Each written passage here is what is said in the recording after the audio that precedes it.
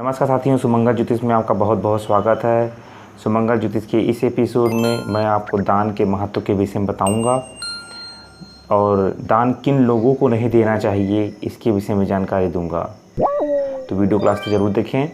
दान 3 प्रकार के होते हैं, उत्तम, मध्यम, अधम। और भी प्रकार के होते हैं जिनका वर्णन मैं इस वीडियो में करूँगा।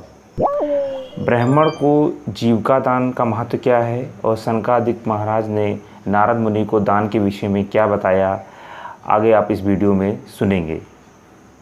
साथियों, दान कौन ले सकता है? तो सदाचारी ब्राह्मण सभी से दान ले सकता है, लेकिन क्षत्रिय तथा वैश्य कभी भी किसी से दान नहीं ले सकते। जो ब्राह्मण अति क्रोधी हैं, पुत्रहीन हैं, दंभाचार करने वाले हैं तथा अपने कर्म का त्याग करने वाले हैं, उसे दिया हुआ दान निष्फल हो जाता है। इसलिए ऐसे व्यक्तियों को दान नहीं देना चाहिए। जो पराय स्त्री में आसक्त हो, पराय धन का लोभी हो तथा ज्योतिषी हो, उसे दिया हुआ दान निष्फल हो जाता है। तो ऐसे लोगों को भी दान नहीं देना चाहिए। जो यज्ञ के अनाधिकारियों से यज्ञ करवाए, कपटी हो तथा दूसरों की बुराई करे, उसे भी दान नहीं देना चाहिए। ब्राह्मण जो वेद, स्मृति तथा धर्म का विक्रय करने वाला हो, उसे दिया हुआ दान निष्फल हो जाता है। जो गाना गाकर जीविका चलाता है, जिसकी स्त्री व्यभिचारिणी है तथा जो दूसरों को कष्ट देता है, उसे दिया हुआ दान भी निष्फल हो जाता है। तो ऐसे व्यक्तियों को दान नहीं देना चाहिए। जो तलवार से जीविका चलाता है, मतलब लोगों को डरा धमका कर अपना जीविका चलाता है, जीविका के लिए देवता का पूजन स्वीकार करता है, जो ऐसे गांव का पुरोहित है तथा धनवान का कार्य करता है, धनवान घर में कार्य करता है जाके और पूरे गांव का पुरोहित है, ऐसे लोगों को दिया हुआ दान जो है निष्फल हो जाता है।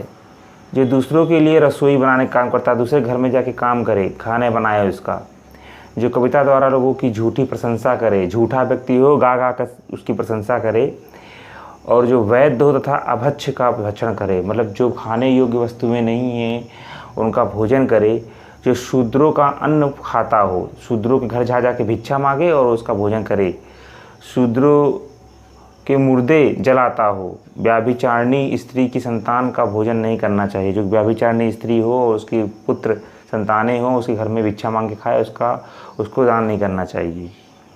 जो भगवान विष्णु के जप नाम को बेचता हो, मतलब भजन करके जो अपना जीविकोपार्जन करता हो और संध्या कर्म को त्याग दिया हो, ऐसे व्यक्ति का जो है दान नहीं देना चाहिए। ऐसे व्यक्ति को उसका कोई अर्थ नहीं निकलता। जो दिन में सोता हो, दिन में मैथुन करता हो और संध्या काल में खाता हो, तो उसे भी दान नहीं देना चाहिए। जिसे जात भाइयों ने छोड़ दिया हो और जो कुंड तथा गोलक हो, उसे भी दान नहीं करना चाहिए। यहाँ पर कुंड का मतलब ये है कि जो पति के रहते हुए दूसरे से उत्पन्न हुआ हो, और गोलक का मतलब ये है जो पति के ना रहते हुए दूसरे से उत्पन्न हुआ हो, ऐसे संतानों से दान नहीं प्राप्त करना चाहिए। जो छोटे भाई के विवाहित होने पर अविवाहित हो या बड़ा भाई के विवाह ना होने पर स्वयं विवाहित हो, ऐसे व्यक्तियों से भी दान नहीं लेना चाहिए।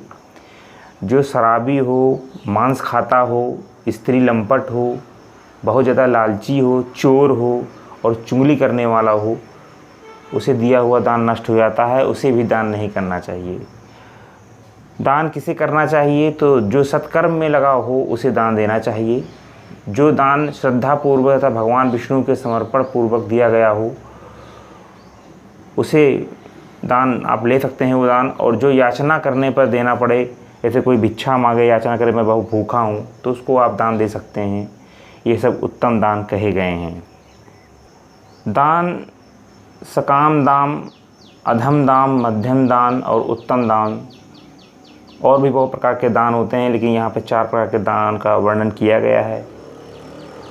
इस लोक तथा परलोक की इच्छा से जो सुपात्र को दान दिया जाता है, वह सकाम दान है। जी कहते हैं मेरा लोक परलोक सुधर जाए, ऐसे दान जो आप करते हैं उसको सकाम दान कहते हैं। जो दंभ से दूसरों की हिंसा के लिए, क्रोध से, अश्रद्धा से अपात्र को दिया जाता है, वह अधम दान है। अपवित्र भाव से अपात्र को दिया हुआ दान अधम दान कहलाता है। अपनी स्वार्थ सिद्धि के लिए दिया गया दान मध्यम दान तथा भगवान की प्रसन्नता के लिए दिया गया दान उत्तम दान कहलाता है। इसलिए साथियों, आप भी इस विषयों पे ध्यान दें, कहीं पर भी ऐसे ही किसी को दान ना कराएं। आशा करता हूँ दान के विषय में आपको स्पष्ट हो गया होगा। आपने वीडियो लास्ट तक देखा होगा तो ज़रूर आपको बातें समझ में आई होंगी। वीडियो देखने के लिए बहुत बहुत धन्यवाद। अगर आप वीडियो को ज्ञानवर्धक लगता है तो इसको शेयर करिए और लोगों तक जानकारी पहुँचाइए। नमस्कार, हरे कृष्णा।